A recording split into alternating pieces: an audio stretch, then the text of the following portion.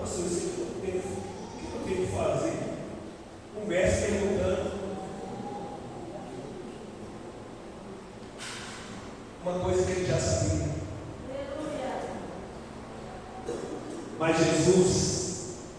Como ele já sabia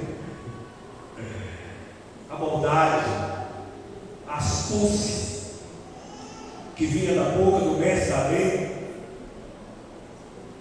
aí ele pegou e disse assim para ele: o que é que as Escrituras Sagradas dizem a respeito disso? E como é que você entende o que ela diz? Jesus só perguntou para ele: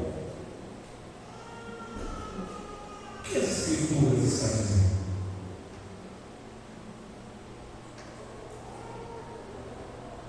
Porque muitas vezes, irmãos, nós deixamos de alcançar muitas bênçãos de Deus na nossa vida, porque muitas vezes a gente conhece só a letra, mas não tem uma vivência com a palavra, não acredita no poder da palavra. Eu fui curado de bronquite asmática simplesmente usando a palavra, porque o Senhor, Ele me mostrou que essa enfermidade que estava na minha vida, quem colocou foi o capa preta. Eu lutei contra ele de madrugada, eu não vi o rosto, ele estava todo de preto, e ele só estava gargalhado para mim e dizia: foi eu que coloquei essa doença em você. Desse jeito, foi assim. Mas eu peguei e falei assim: foi você, capa preta, que pôs essa doença em mim? Desde a infância que eu sofri por Jesus, só me vi no hospital. E eu não estava com ele fisicamente. Ele estava gargalhado porque ele colocou a doença em mim. Mas eu dizia assim: pelas pisaduras do Senhor eu estou sarado. Pelas pisaduras do Senhor eu estou sarado. Pelas pisaduras do Senhor eu estou sarado. Eu só falava assim: pelas pisaduras do Senhor eu estou sarado. Irmãos, despertei. Sono. Estava numa crise terrível. Sabe o que eu fiz? Lembrei da revelação e comecei a falar: pelas pisaduras do Senhor eu estou sarado. Pelas pisaduras do Senhor eu estou sarado. Foi o dia todo. No outro dia não tinha nada. Uma doença que estava na minha vida desde quando eu era um bebê. A poder da palavra. A poder da palavra. O mestre da lei acreditava nas Escrituras. Mas por que ele estava perguntando para Jesus o que ele tinha que fazer para herdar a vida? Então ele conhecia somente a letra. Quando as pessoas que não têm experiência com Deus, porque só conhecem a letra, mas não creem que há poder na palavra, que há poder no nome de Jesus. E a Bíblia diz que Jesus pegou e falou: o que as Escrituras querem dizer? E o que você entende? O que as Escrituras falam por você? O que você entende? Sabe por que a pessoa ainda não tem um crescimento espiritual? Ele não produz, ele não dá fruto? Muitas vezes ele sabe o que a Escritura está falando com ele, mas ele não entende. Ele sabe onde fica, mas ele não entende. Quando nós entendemos, aí os milagres começam a acontecer, as experiências começam a acontecer, o amadurecimento começa a acontecer, a fé ela vai aumentando mais. Por quê? Porque nós conhecemos e sabemos o que ela quer dizer. Ele sabia e conhecia as Escrituras e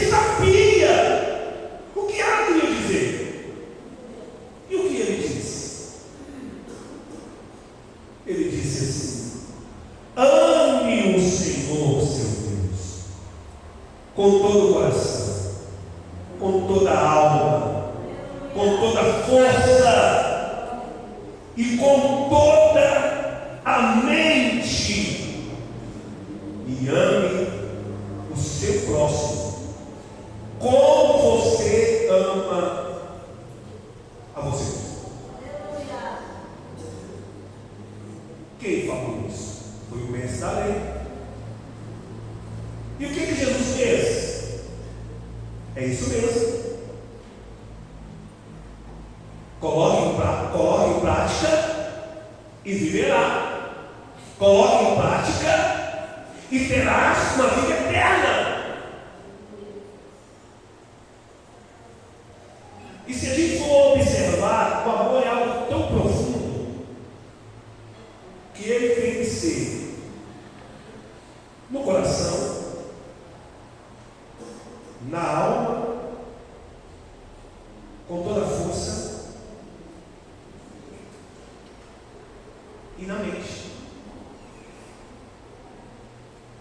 Porque muitas vezes a pessoa, ele fala que ele tem o amor no coração, mas a mente ele não quer. Então eu tenho que amar a Deus com todo o meu coração, com toda a alma, com toda a minha força e com todo o meu entendimento. Essas 4 coisas,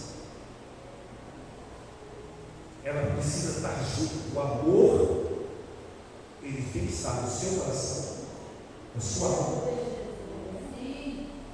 na sua mente e na sua força.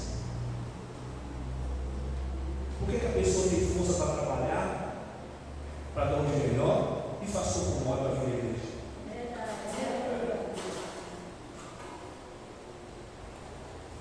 Levanta de madrugada, 4 horas da manhã, 3 horas da manhã, mas para vir à igreja faz como modo. Falta amor. E fala que ainda ama. Tem pessoas que falam que amam o coração, mas a alma está doente. A alma está cheia de amargura, não consegue perdoar.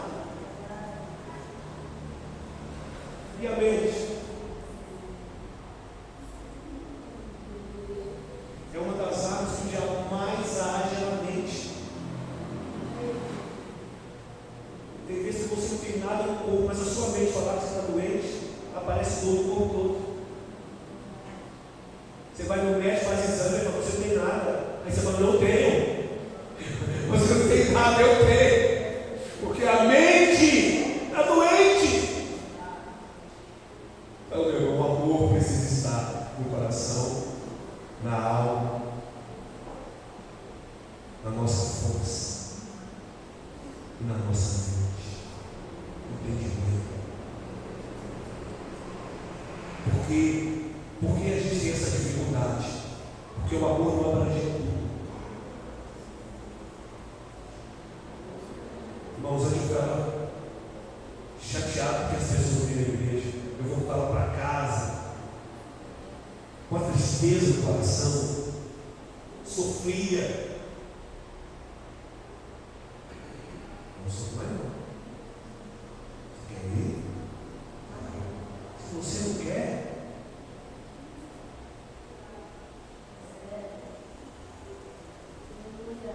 porque pastor, eu tinha que ficar preocupado de noite. Meu irmão, a obra é de Deus. A obra, ela é de Deus. Ela não é minha. Se você não quer, Deus vai mandar o outro para sentar nesse lugar que você não quer. Amém. Se está fazendo corpo mole, Deus vai mandar outro. É o que está acontecendo. Muitas vezes a pessoa falta por qualquer coisinha. Aí Deus manda outro. Porque a obra dele não para. Porque não valorizamos aquilo que ele tem feito. A libertação, a transformação, a restauração. A gente não valoriza. Muitas vezes é grato. Irmãos, a gratidão é a pior coisa que tem. Deus faz tanto que a gente não reconhece o que Ele tem feito. Ele continua fazendo, Ele continua cuidando. Quantos trabalhou a semana toda aí? Levanta a mão. Aleluia. Deus é bom, né? Amém. Se vier levantar doente, o Bertão nem andar, você ia trabalhar? Deus é bom. E a gente não reconhece a misericórdia e a graça dele. E amar o teu próximo como a ti mesmo. Sabe quem começa a ler e perguntou ao Senhor? Senhor Jesus, qual é o meu próximo? Ou quem é o meu próximo? Alguém tem essa dúvida? Repita-se comigo, quem é o meu próximo?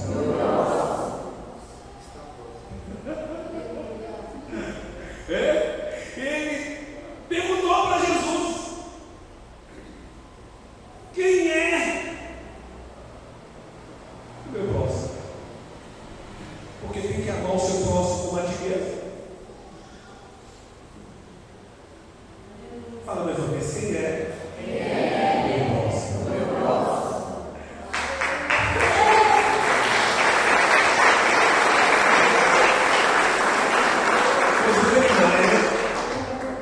Ele só perguntou, ele perguntou e Jesus pegou e contou uma parábola.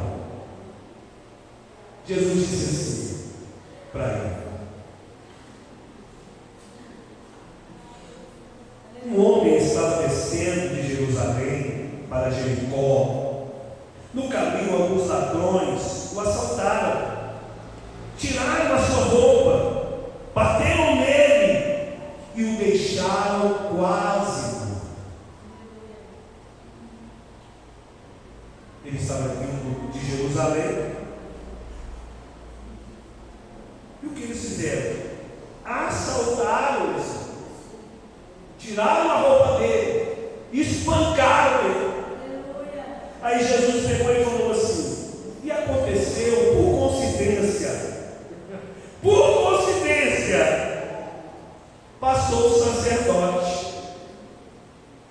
E o sacerdote, vendo aquele homem quase morto, passou distante e não atendeu aquele homem que estava doente, estava quase morto. Olha o que Jesus fez. Ele não era um sacerdote, ele não era da lei. Então Jesus falou assim: o sacerdote veio e passou de longe. Quem era o sacerdote? Qual a missão do sacerdote? Interceder pelo povo, entregar os pedidos a Deus, orar pelo povo. E quando alguém estava precisando de ajuda, ele passou de longe. Aí depois veio o Levi, aqueles que cuidavam das coisas do Senhor, né? Aqueles que cuidam bem dos instrumentos da casa do Senhor, que ministra louvor, que faz algo, né? Que cuida, né? É aquele que carrega a presença, que cuida de tudo. Passou de longe e não olhou para aquela pessoa que estava ali quase morta. Aí depois veio uma terceira pessoa, o samaritano. Quem era o samaritano? O samaritano era um povo que os judeus não gostavam dele. Havia uma divisão, uma mágoa entre eles. Eles consideravam os samaritanos pecadores, pessoas impuras, pessoas sujas. E o que fez o samaritano? Viu aquele homem cair, chegou perto dele e começou a cuidar das suas feridas. Aí o que ele fez? Ele colocou o azeite de oliva para diminuir a dor e colocou o vinho para desinfectar as feridas. Pegou aquele homem, depois de cuidar dele, colocou ele sobre o cavalo, né? E levou ele para a hospedaria. Ficou lá um pouco com ele. Depois deixou 2 denários e falou assim: estou deixando esses 2 denários aqui e eu vou voltar. Se gastar mais, eu vou pagar tudo que vocês gastarem com ele. E seguiu a sua vida. Uma coisa que nos chama a atenção é que no momento que ele tinha um compromisso,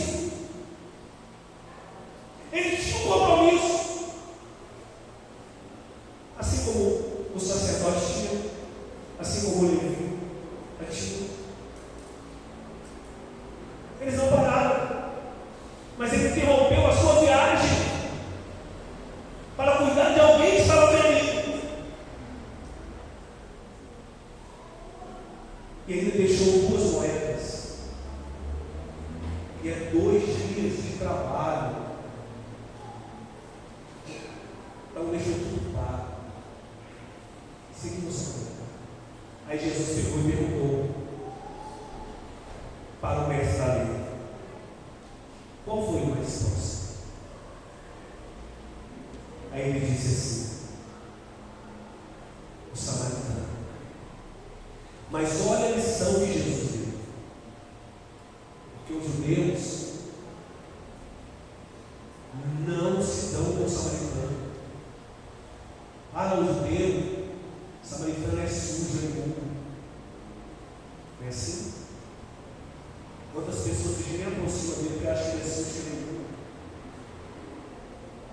Depois se converteu a Jesus, já não tem coragem de chegar perto de um amigo que estava nas drogas para falar de Jesus para ele. Porque agora eu sou livre, não vou chegar mais perto de ninguém. Quando nós temos o amor de Deus, quando a gente está sempre com o coração aberto para servir, para cuidar,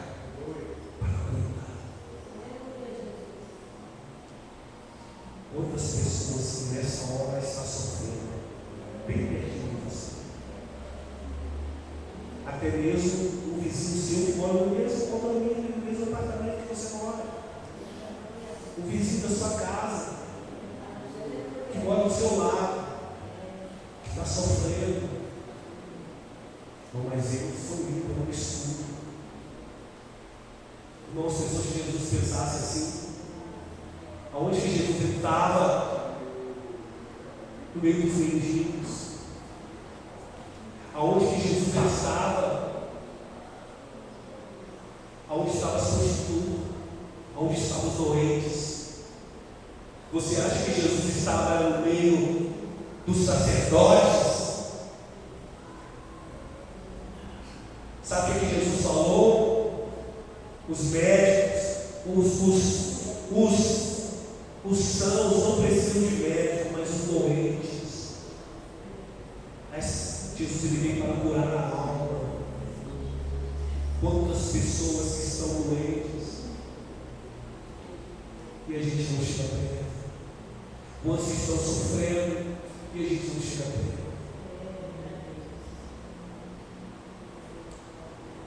Mudaram o casal para a igreja. E este casal veio da Batista. E ele ama trabalhar com o Senhor. Ama as coisas. Aí já tinha 7 meses que ele estava lá comigo. Como eu já tinha vontade de pregar, eu comecei a dar vontade para pregar. Mas ele pegou e falou comigo assim: pastor, eu não estou gostando do senhor dar vontade para pregar, mas eu queria que o senhor abrisse uma célula para mim. Olha para você. Nós arrumamos uma célula, nem foi no bairro, não, no Caivera. Irmãos, ele sai de casa às 4 horas da manhã.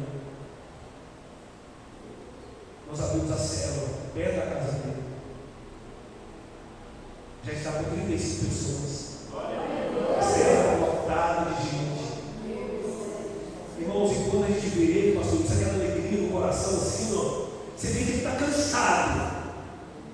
Mas o amor que ele tem pelas pessoas faz ele estar ali. E eu não falto uma. Não falta uma cena. É quinta-feira, 7 horas da noite. Eu tenho que sair de casa 10 para 6 para chegar no horário. E assim, parecendo que eu estou começando de novo, abrir uma igreja nova. E sabe uma coisa que eu notei que Deus tem feito? Porque muitas vezes você está tendo as pessoas que tem 24 anos vai fazer agora, eu estou na frente da igreja. Né, pastor Ian? Casei, já estou, né? Os casais já estão com filhos, aquela coisa toda. E aí muitas vezes tem pessoas que você fala as coisas para ele e ele não te ouve.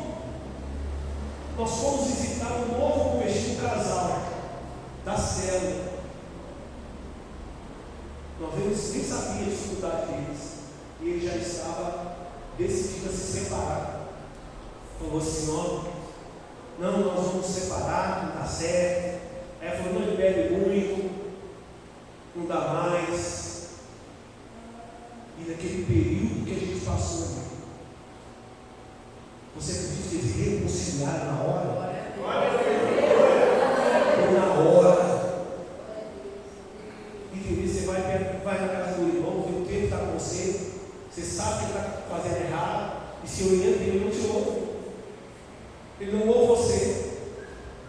Mas o bebezinho que você fala, para ele faz. Irmãos, o segredo de uma vitória, de uma vida de conquista, é obedecer a Deus. É fazer a vontade do Senhor. O pastor tem uma direção de Deus para a sua vida. E muitas vezes a pessoa não ouve. Ele acha que o pastor está errado. Ele fala para o bebezinho que está caminhando agora. Deixa eu te decidido. Você precisa ver que casa linda. 18 anos juntos. Simplesmente, cada um vai para o mato. Mas uma visita de meia hora, Deus restaurou por completo. Tudo é possível aquele que crê. Tudo é possível aquele que crê. Você continua sendo mesmo. Para o mestre da lei, ele ficou até envergonhado. Por quê? Porque quem ajudou aquela pessoa foi o samaritano, que era considerado como pecador, uma pessoa imunda.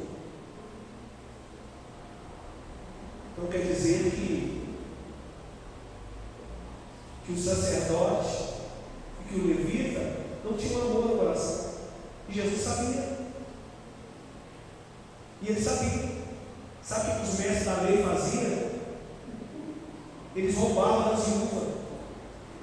Foi por isso que aquela viúva pegou e deu aquelas moedas. Tem pessoas que dão as moedas, tem profetado, dá aquelas moedas assim, mas a viúva deu aquele pouquinho, mas não deu pouquinho, ela deu tudo que ela tinha.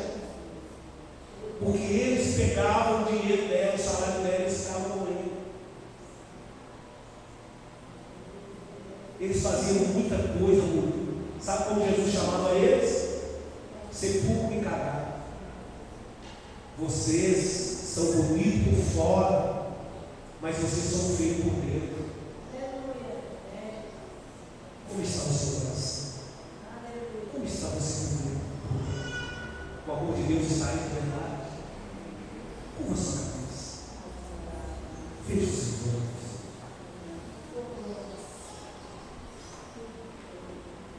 Este amor ele precisa nos invadir, nos tomar por completo.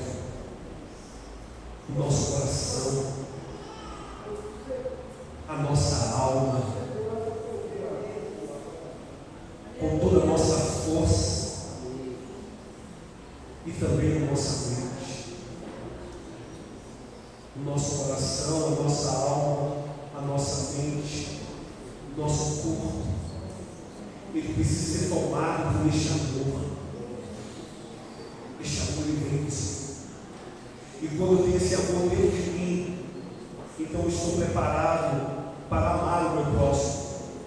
Só ama o próximo quem tem o amor de Deus no coração. Só faz algo pelo próximo quem tem o amor de Deus no coração. Quem ama ao Senhor com o seu coração, com a sua alma, com toda a sua força e com todo o seu pensamento. Fala com Deus, amor.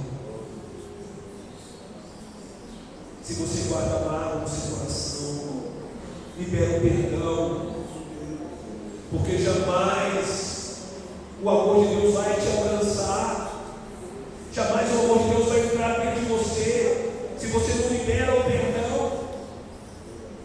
Muitas vezes a pessoa fala que ama a Deus, mas ele não consegue amar o seu próximo. Muitas vezes as pessoas falam que ama a Deus, mas não tem compromisso com as coisas de Deus, faz as coisas do Senhor de qualquer maneira. Então o Senhor, Ele nos chama para uma responsabilidade de amar a Deus sobre todas as coisas e amar o teu próximo como a ti mesmo. Senhor Deus, nós estamos em oração nessa hora. O que for ligado aqui na terra será ligado nos céus. Senhor, nós estamos ligados aos céus nessa hora. Senhor, e a tua palavra nos ensina sobre o primeiro mandamento, que é amar a Deus, e o segundo, amar ao próximo. Senhor, se este amor tem faltado, Senhor, eu quero orar nessa noite, para que o Senhor derrame o seu amor no nosso coração, na nossa alma, na nossa mente, com toda a nossa força. Queremos te amar com o coração, queremos te amar com toda a nossa alma, queremos te amar com toda a nossa força, queremos te amar com toda a nossa mente, e queremos amar o nosso próximo como a ti mesmo, Senhor. Senhor, o teu amor inunda essa igreja, Senhor. O teu amor inunda o teu povo, Senhor. O teu amor inunda os nossos corações. Que o teu amor inunda nossas almas. Que o teu amor inunda a nossa mente. Que o teu amor inunda o nosso corpo. Que possamos te amar, oh glória, com todo o nosso coração, toda a nossa alma, toda a nossa força, toda a nossa mente.